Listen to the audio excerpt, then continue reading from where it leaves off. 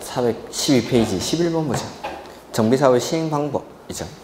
개선사업에는 사업 시행 방식이 크게 4가지가 있었죠. 셀프, 수용, 환지, 관리처분계획. 그리고 개선사업에서는 관리처분계획으로 뭘 공급하죠?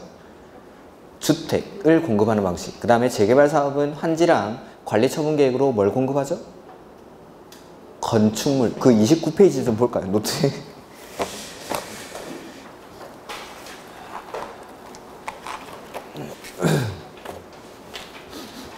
정비법에서는 이거는 기본적으로 알고 계셔야 됩니다.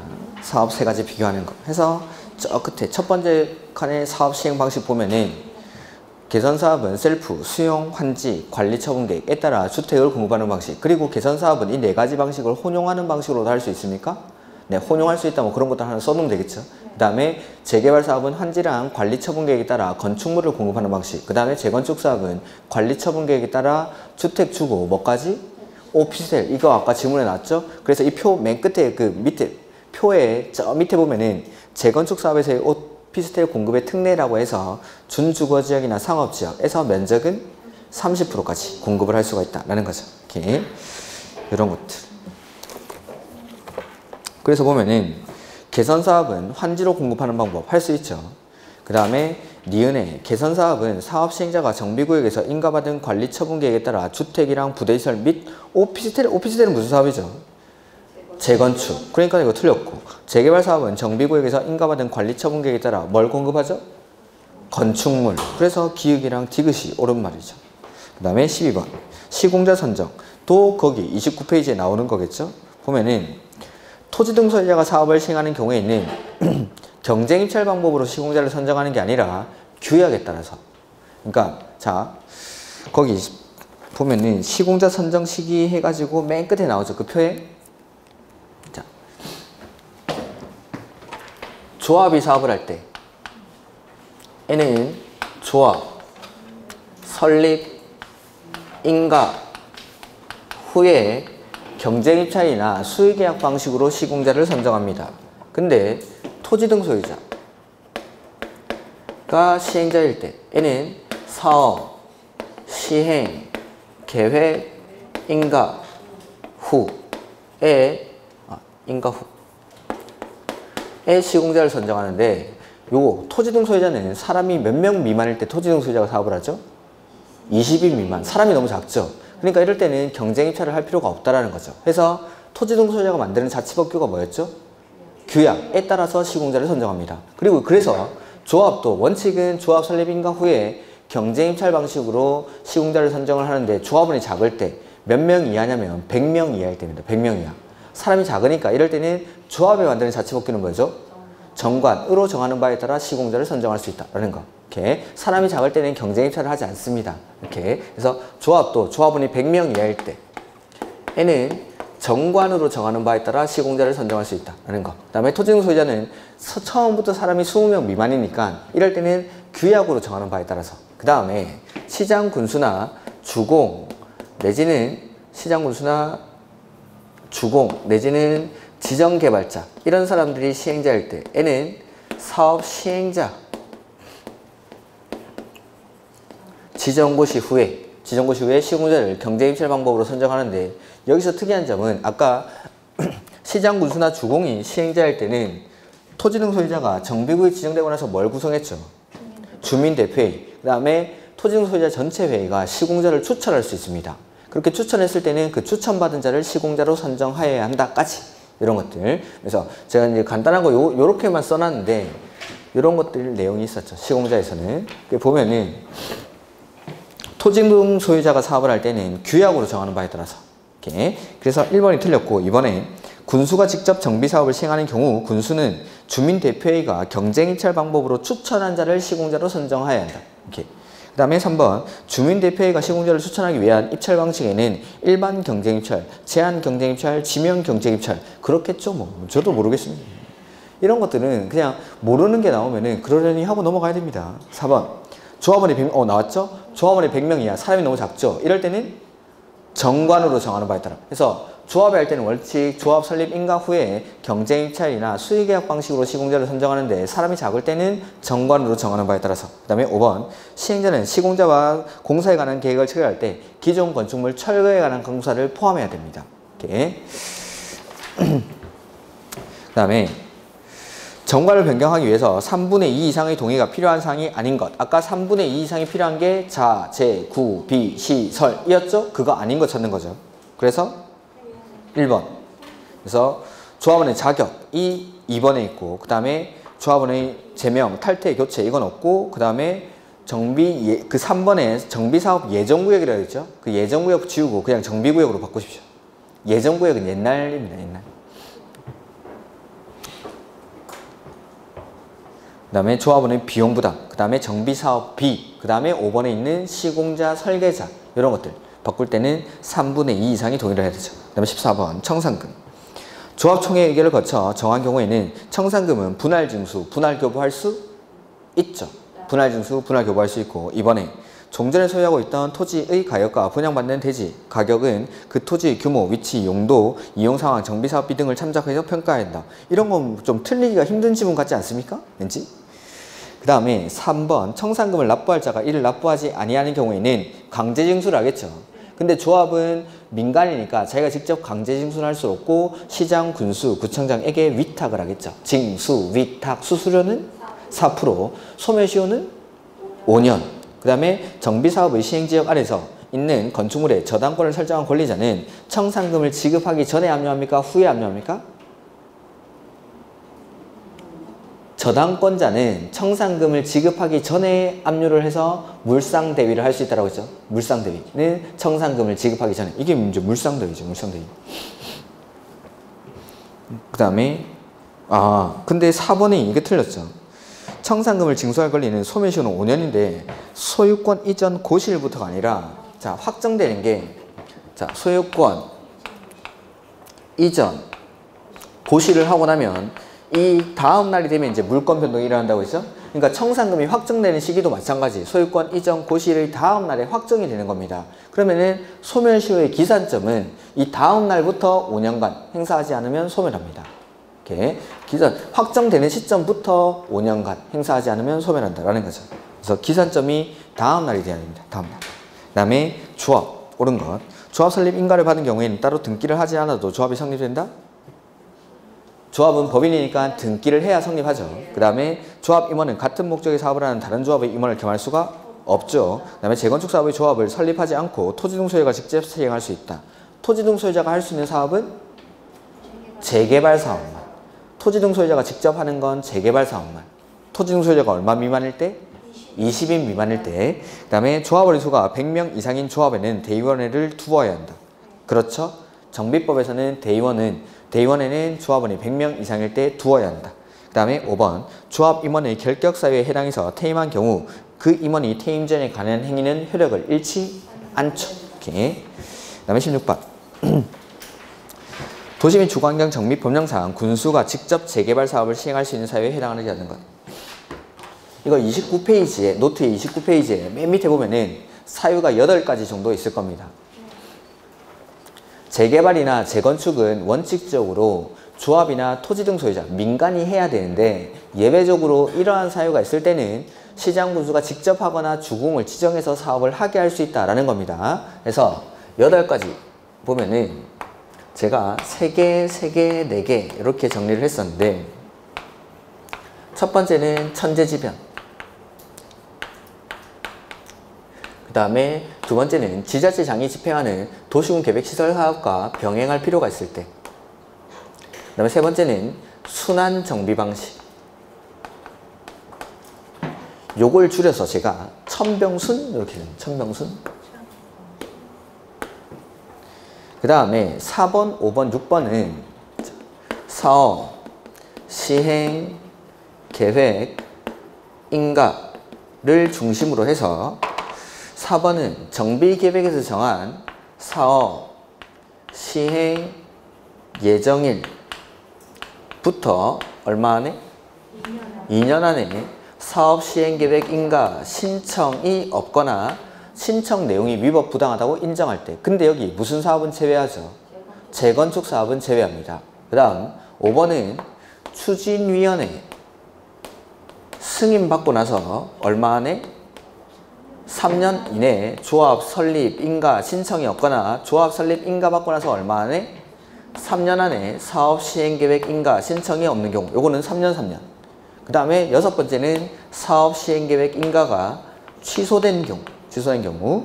그 다음에 7번, 8번은 면적 2분의 1. 이 두 개가 나오는데 7번에 보면 국공유지 내지는 국공유지와 주공이 소유한 면적이 전체 면적의 얼마죠? 2분의 1 이상. 면적 2분의 1 이상이죠. 그러니까 면적 2분의 1 이상이 공유지고 소유자 과반수가 동의를 했을 때. 그 다음에 8번은 면적 2분의 1 이상이랑 소유자 3분의 2 이상이 요청할 때. 이럴 때는 재개발이나 재건축을 조합이 하지 않고 시장 군수가 직접 하거나 주공 등으로 하여금 사업을 하게 할 수 있다는 거. 요거를 왠지 나올 것 같은데요. 이게 그러니까 이런 것들은 나올 때마다 그냥 외우는 겁니다. 뭐 오늘 외우면 또 까먹겠죠. 다음에 또 나올 겁니다. 또 나오면 또 외우고 또 까먹고 이렇게 하는 거죠. 이렇게. 나올 때마다 계속 이런 것들은 반복하면서 해서 천병순, 그 다음에 사업시행계획인가 면적 2분의 1 이렇게. 근데 여기서 4번에서 재건축 사업은 제외된다는 거. 그래서 보면은 문제의 재개발 사업을 시행할 수 있는 사유에 해당하지 않는 것이라고 되어 있죠. 1번 보면은 당해 정비구역의 면적 2분의 1 이상이랑 소유자 3분의 2 이상이 요청할 때. 이게 8번이죠. 면적 2분의 1 이상, 소유자 3분의 2 이상. 그 다음에 당해 정비구역 안에 국공유지 면적이 전체 면적의 3분의 1, 면적은 2분의 1이랑 소유자 과반수가 동의했을 때. 이게 이제 7번 사유. 그 다음에 천병순 중에 천이랑 순 나와 있죠. 천재지변, 순환 정비 방식. 그 다음에 5번 정비계획에서 정한 여기 사업 시행 예정일로부터 얼마 안에? 2년 안에 사업 시행 계획 인가 신청이 없는 경우. 여기서 재건축 사업은 제외한다고 했죠. 그래서 문제의 재개발 사업 이렇게 되어 있는 거죠. 이렇게. 그 다음에 총회 소집에 관한 규정의 내용이다. 들어갈 숫자, 발행이나 이런 거. 정관의 기재사항 중 조합 임원의 권리, 의무, 보수, 선임 방법, 변경이나 해임에 관한 사항에는 조합은 10분의 1 이상의 요구로 소집할 수 있습니다. 자, 총회를 소집할 때는 조합장이 직권으로 소집할 수 있습니다. 이게 첫 번째.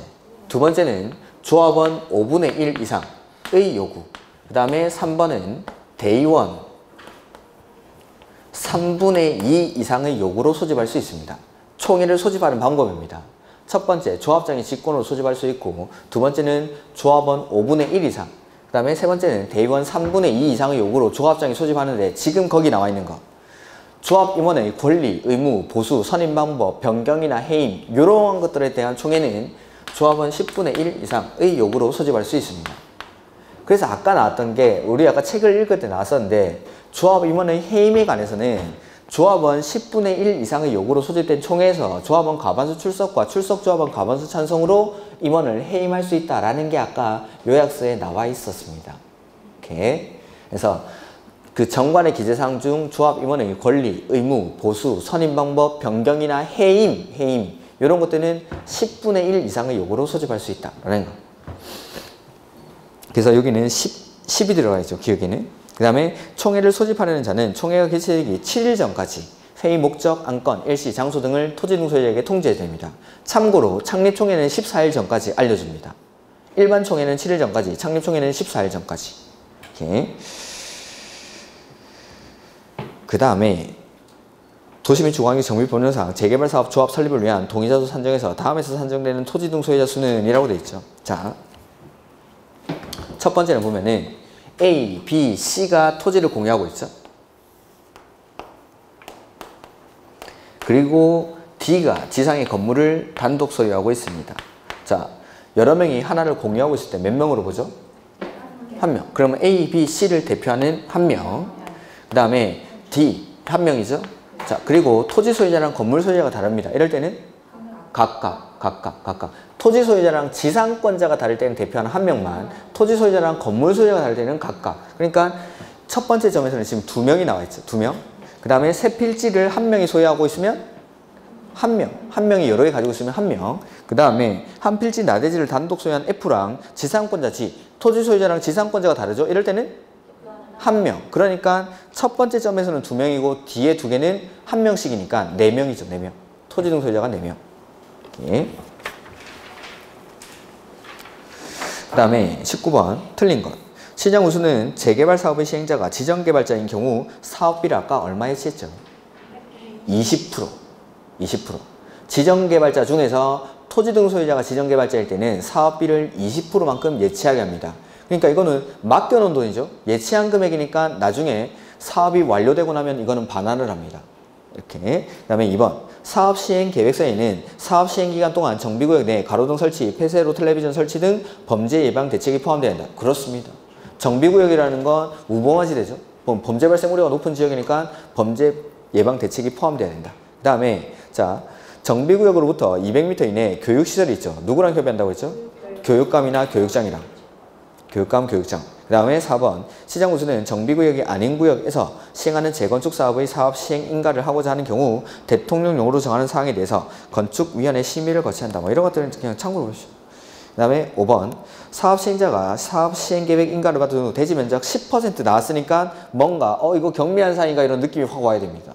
그러니까 인가받은 사항을 변경하는데 경미한 사항이면 신고하겠죠. 이렇게 10% 보이는 순간 이거 경미한 사항인가? 라는 느낌이 확 오면 참 좋죠. 그 다음에 20번. 요건 아까 제가 수업할 때 말씀드렸던 겁니다. 작년 문제라고 했죠. 재건축 사업의 사업 시행자가 작성하는 사업 시행 계획서에 포함되어야 하는 사항이 아닌 것 해서 요게 임대주택 그거 3번.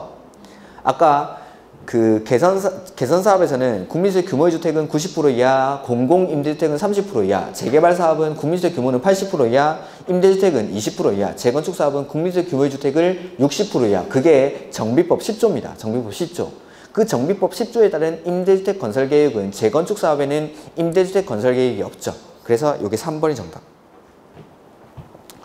그 다음에 21번. 옳은 것. 재개발 사업의 추진위원회가 조합을 설립하려면 누구한테 인가 받죠? 시장, 군수 등. 그 다음에 정비법에서 대의원에는 몇 명 이상일 때? 100명 이상일 때 두어야 한다라고 되어 있죠. 그 다음에 조합원 자격에 관한 사항에 대해서 정관을 변경할 때에는 3분의 2 이상이 동의를 얻어야 된다. 자, 재, 구, 비, 시, 설. 조합원의 자격. 무지하게 나오죠. 조합원의 자격. 제명, 탈퇴, 교체, 정비구역의 위치나 면적, 조합원의 비용 부담, 그 다음에 정비사업비, 시공자, 설계자. 자, 재, 구, 비, 시, 설. 그 다음에 조합의 이사는 대의원에서 해임될 수 있다. 안 됩니다. 아까 총회의 정권사항 중에 임원의 선임뿐만 아니라 해임도 총회에서만 결정한다고 했죠? 그래서 이사는 임원이니까 총회에서 해임을 해야 됩니다. 그 다음에 조합의 이사는 조합의 대의원을 겸할 수 없다. 없다.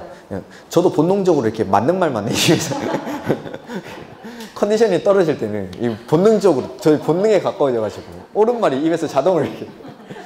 아까 조합장은 총회나 대의원의 의장이 되고 그 조합장이 대의원의 의장이 될 때는 조합장은 대의원으로 보지만 나머지 이사나 감사는 대의원을 겸할 수가 없습니다.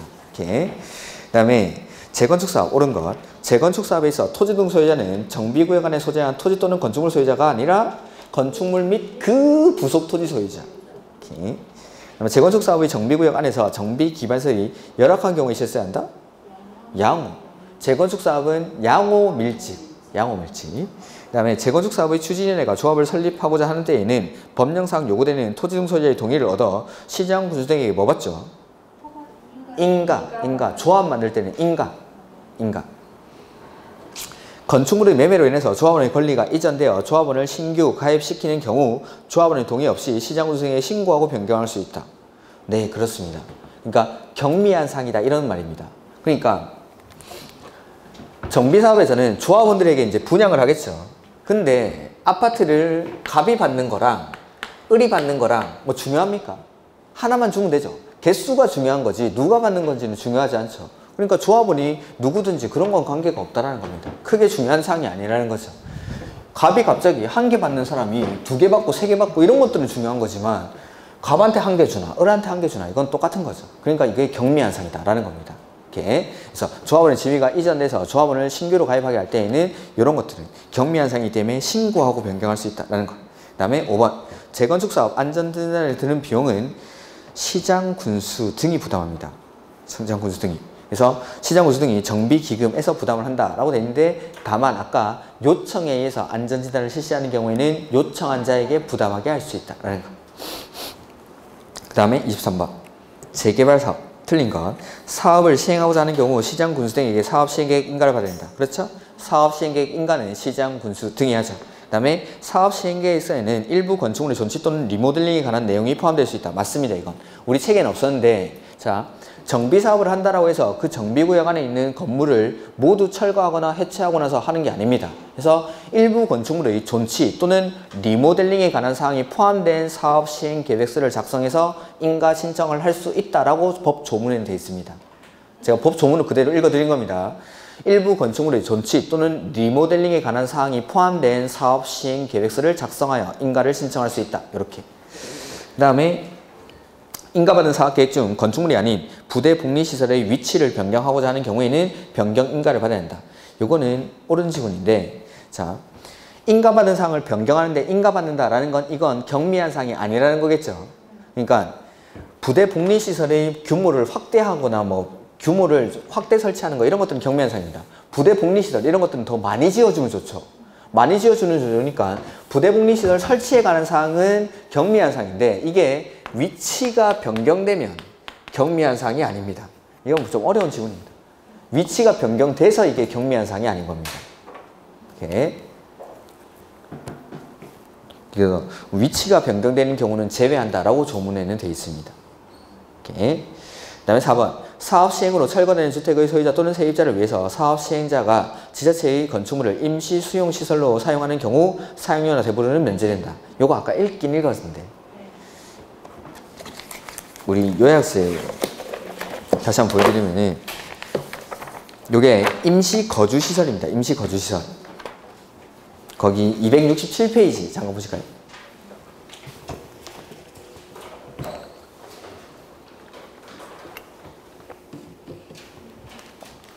임시 수용이라고 하면 안 되고 이게 지금은 임시 거주시설 이렇게 합니다.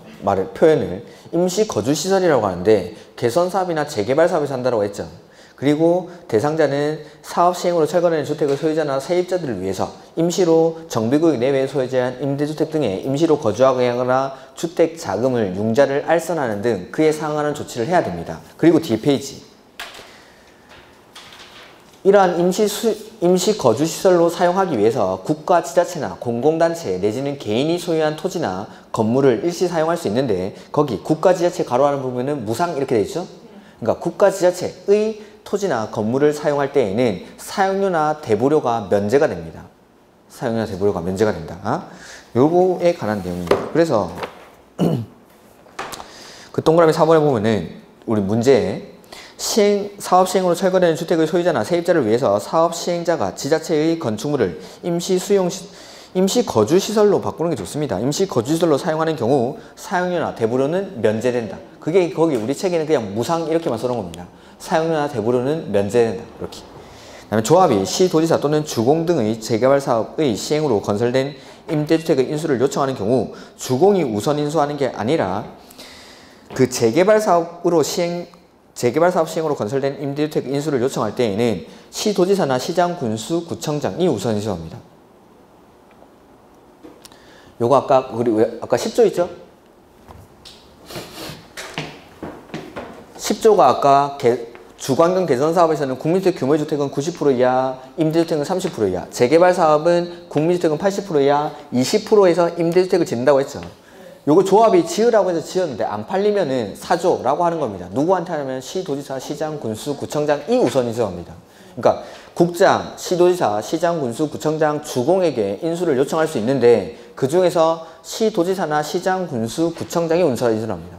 이걸 재개발 임대주택 이렇게 부릅니다. 재개발 사업에서 짓는 임대주택을 재개발 임대주택이라고 하고 이 재개발 임대주택은 요 사람들 시도지사, 시장, 군수가 우선 인수합니다. 근데 시도지사나 시장, 군수, 구청장이 우선 인수하기 어려울 때 자금이나 이런 게 없을 때에는 국장에게 주공을 인수자로 지정해 줄 것을 요청할 수 있습니다. 이렇게. 그 다음에 24번. 옳은 것. 조합의 설립 인가를 받기 위해서 조합장은 인감증명서에 포함된 선임 동의서를 시장 군수 등에게 제출해야 한다. 선임 동의서를 제출하고 이런 명문 규정은 없습니다. 그냥 없는 말입니다. 이런 거예요. 그래서 조합 설립 인가를 받기 위해서는 토지 등 소유자의 동의서를 제출해야 돼요. 동의서를. 동의받은 거. 그래서 뭐 조합장은 아직 뽑히지도 않았습니다. 조합장은 조합 설립 인가 신청하기 전에 조합 총회에서 뽑혔을 수도 있겠네. 인가 신청할 때는. 근데 이런 명문 규정 자체가 없다는 거. 그 다음에 2번. 조합 설립 인가가 취소되는 경우에는 시장 군수 등은 지체 없이 그 내용을 해당 지자체 공부에 고시해야 한다. 네, 이게 맞습니다. 그 다음에 3번. 조합의 임원이 선임 당시 결격사유에 있었음을 판명된 경우에는 언제? 당연 퇴임. 그리고 퇴임 전에 관련 행위는 효력을 잃지 않는다라고 얘기했죠. 그 다음에 조합 설립 추진년의 조합 설립을 위한 토지 등 소유자의 동의는 구두 안 됩니다. 운동 안 되고. 5번. 관리처분계획 수립 및 변경을 의견하는 총회의 경우 아까 20% 이상이 출석하는 게 있었죠? 창립총회, 사업시행계획서, 관리처분계획, 정비사업비. 그러니까 관리처분계획은 얼마가? 20% 이상이 출석을 해야 됩니다. 그리고 사업시행계획서랑 관리처분계획은 과반수가 동의를 해야 되죠. 의결하기 위해서는. 출석 물어봤으니까 20%. 그래서 20%가 출석하는 게 창립총회, 사업시행계획서, 관리처분계획, 정비사업비.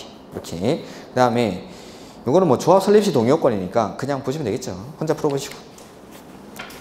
그 다음에 26번.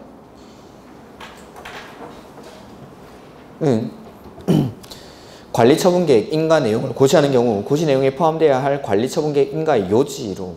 이거는 너무 옛날 문제인데. 이건 그냥 보지 마십시오. 그 다음에 요지란 말을 요새는 쓰지도 않습니다. 그 다음에 27번. 시장 군수 등에게 신고하여야 하는 경우. 신고하여야 하는 경우가 아닌 것. 그러니까 경미한 사항이 아닌 걸 찾는 거겠죠. 그래서 보면은 자 일단 정답이 4번인데 정답인 것부터 보고 나머지 어떤 것들이 경미한 건지 한번 보죠. 계산차고 오기, 누락 등에 따른 단순 정정이라고 돼 있죠. 단순 정정이니까 이건 경미한 사항 같지만 뒤에 보면은 불이익을 받는 자가 있을 때는 그건 경미한 사항이 아닙니다. 그러니까 허용 오차를 반영하는 경우, 단순 정정 이런 것들은 경미한 사항이 맞습니다. 대신에 불이익을 받는 자가 있을 때 이럴 때는 경미한 사항에 해당하지 않습니다. 그래서 나머지 것들을 한번 보면은 사업 시행자의 변동에 따른 권리 의무 변동이 있는 경우로서 분양 설계 변경을 수반하지 아니하는 경우, 뭔가 따라서 바뀌고 이러면 안 됩니다. 그러니까 분양 설계를 수반하지 않으니까, 분양 설계의 변경을 수반하지 않으니까 경미한 사항. 그 다음에 판결에 따라.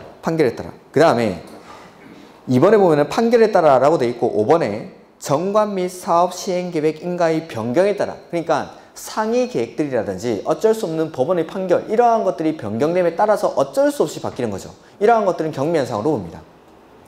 그러니까 상위 계획 내지는 법원의 판결, 그러니까 다른 것이 바뀜에 따라서 어쩔 수 없이 바뀔 때는 경미한 사항입니다. 이런 것들이. 3번. 주택 분양에 관한 권리를 포기하는 토지 등 소유자에 대한 임대주택의 공급에 따라 관리처분 계획을 변경하는 경우. 아파트 받는 사람인데 나는 아파트 안 받고 그냥 임대주택 받을게. 경미한 사항입니다. 이득이니까 우리가. 이렇게. 그 다음에 28번 틀린 것. 정비사업 시행으로 조성된 대지 및 건축물은 관리처분계획에 따라 관리, 처분 또는 관리해야 한다. 네, 관리처분계획의 뜻입니다. 이게. 그러니까 관리처분계획이라는 건 정비사업으로 조성된 토지나 건물을 어떻게 관리하고 어떻게 처분할지에 관한 계획을 관리, 처분, 계획이라고 합니다. 그래서 관리처분계획에 따라 처분 또는 관리한다. 그 다음에 2번. 사업 시행자는 정비사업 시행으로 건설된 건축물을 관리처분계획에 따라 토지 등 소유자에게 공급해야 한다. 네, 그렇습니다. 네, 관리처분계획에 따라 토지 등 소유자에게 공급을 하죠.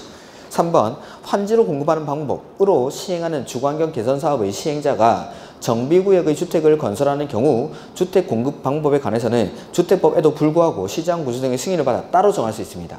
그러니까 환지, 토지 소유자에게 바꿔주는 거죠.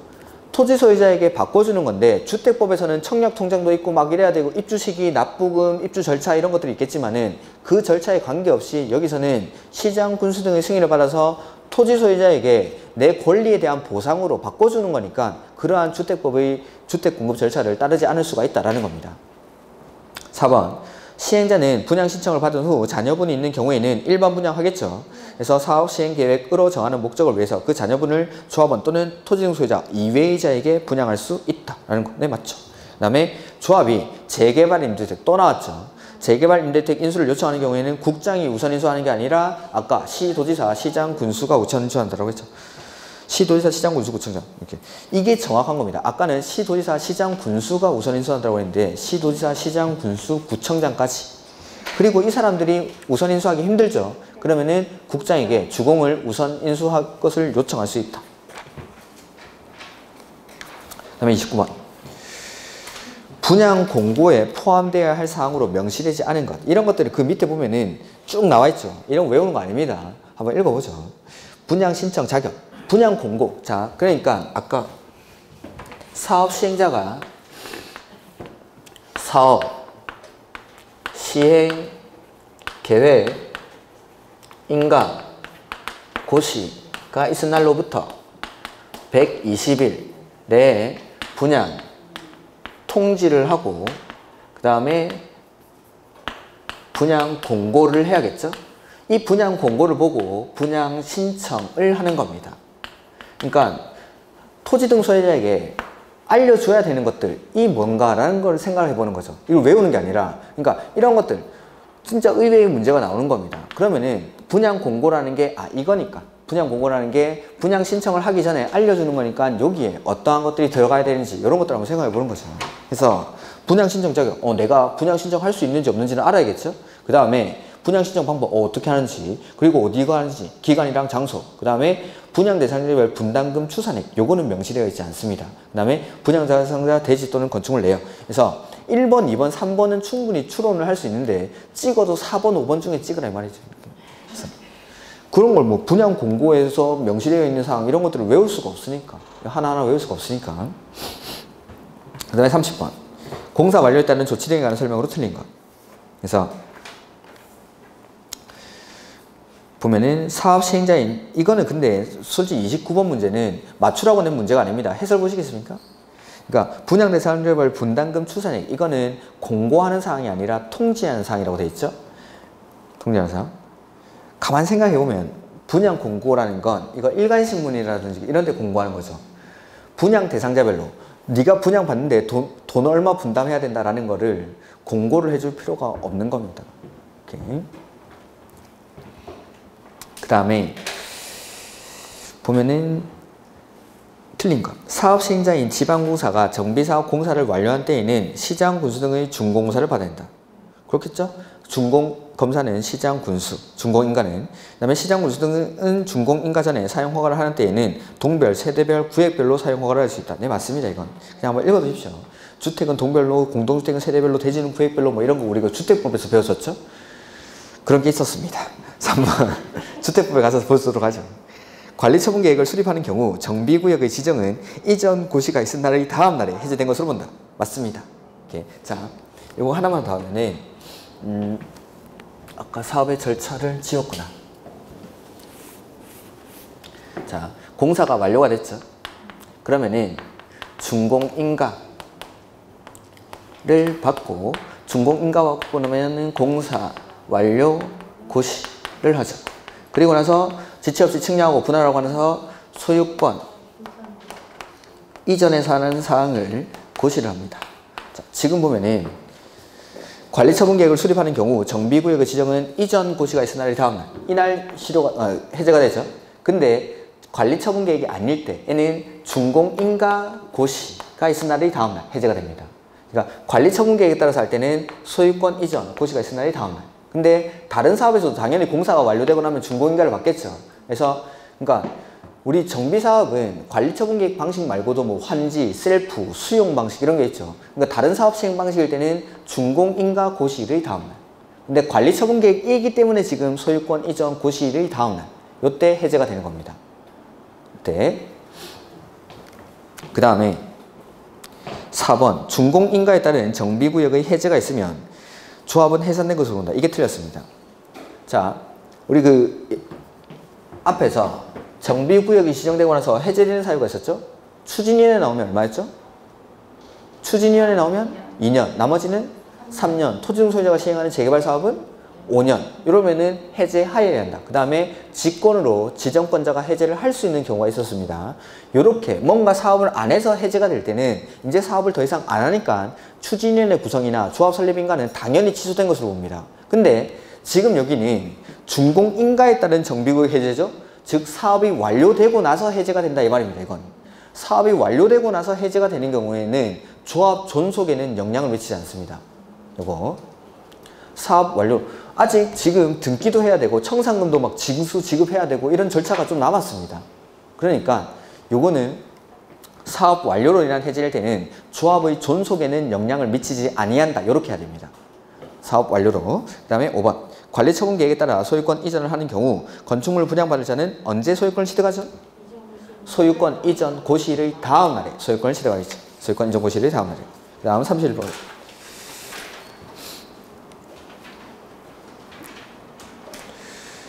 틀린 것. 정비사업의 효율적인 추진을 위해서 필요한 경우 해당 정비사업에 관한 공사가 전부 완료되기 전에 일부에 대해서도 소유권을 이전할 수 있겠죠. 준공인가에 따라 정비구역 지정이 해제되면 조합도 해제된 것으로 본다? 아니라고 했죠. 사업 완료로 인한 해산은 조합 존속에는 영향을 미치지 않습니다. 조합의 존립에는 영향을 미치지 않는다. 그 다음에 디귿. 정비사업에 관해서 소유권 이전 고시가 있은 날부터는 대지 및 건축물에 관한 등기가 없더라도 저당권 등 다른 등기를 할 수 소유권 이전 고시를 하고 나면 그 다음 날에 물권 변동이 일어나죠. 그리고 등기하고 청산하죠. 이 등기 얼마 안에 하죠? 지체 없이. 그리고 소유권 이전에 관한 등기가 있을 때까지는 다른 등기를 하지 못합니다. 그러니까 소유권 이전에 관한 등기가 없는 경우에는 다른 등기를 할 수 있다. 이런 말이 안 되죠. 그래서 소유권 이전 고시가 있는 날부터 등기가 있는 때까지는 저당권 등 다른 등기를 할 수 없다. 이렇게 해야겠죠. 오케이. 그 다음에 비용 부담인데 이거는 뭐 원칙적으로 우리가 이제 국계법에서 비용 부담을 배웠는데 원칙적으로 뭐 도시공계획 시설 사업에 드는 비용, 도시개발 사업에 드는 비용, 그 다음에 정비사업에 드는 비용은 원칙적으로 시행자가 부담합니다. 그러니까 1번에 정비사업비는 원칙적으로 시행자가 부담한다. 이게 원칙 1번 맞고, 지자체는 시장 구수 등이 아닌 시행자가 정비사업을 시행해 드는 비용에 대해서 융자를 알선할 수 있으나 직접 보조할 수는 없다? 아닙니다. 융자를 알선할 수도 있고 직접 보조할 수도 있습니다. 그 다음에 정비구역의 국유, 공유재산은 사업 시행자 또는 점유자 및 사용자에게 다른 사람에게 우선하여 수의계약으로 매각할 수 있다. 정비구역의 국유, 공유재산이니까 시행자한테 사업을 좀 더 원활히 시행하라고 그건 우선적으로 매각을 해주겠다라는 겁니다. 정비사업이라는 건 공익적인 목적이 있으니까. 그 다음에 시장 구수 등이 아닌 시행자는 부가금 또는 연체료를 체납하는 자가 있는 데에는 지가 직접 징수를 할 수는 없겠죠? 그래서 시장 구수 등에게 징수를 위탁할 수 있다. 이렇게. 그 다음에 사업 시행자는 정비사업을 시행하는 지역에 전기, 가스 등의 공급시설을 설치하기 위해서 공동구를 설치하는 경우 다른 법령에 따라 그 공동구에 수용될 시설을 설치할 의무가 있는 자가에게 공동구 설치에 드는 비용을 부담시킬 수 있다. 왠지 그럴 것 같지 않습니까? 다른 법령에 따라 그 설치 의무가 있는 사람한테 비용을 좀 내라 라고 할 수 있는 거죠. 이렇게. 그래서 이런 것들은 그러니까 국계법에서 배웠던 비용 부담을 가지고 충분히 다른 것들도 풀 수가 있습니다. 이 정도. 자, 다음 주부터는 이제 건축법을 보면 되겠죠. 이렇게. 자, 오늘 수고 많으셨고 다음 주에 뵙도록 하겠습니다. 수고하셨습니다.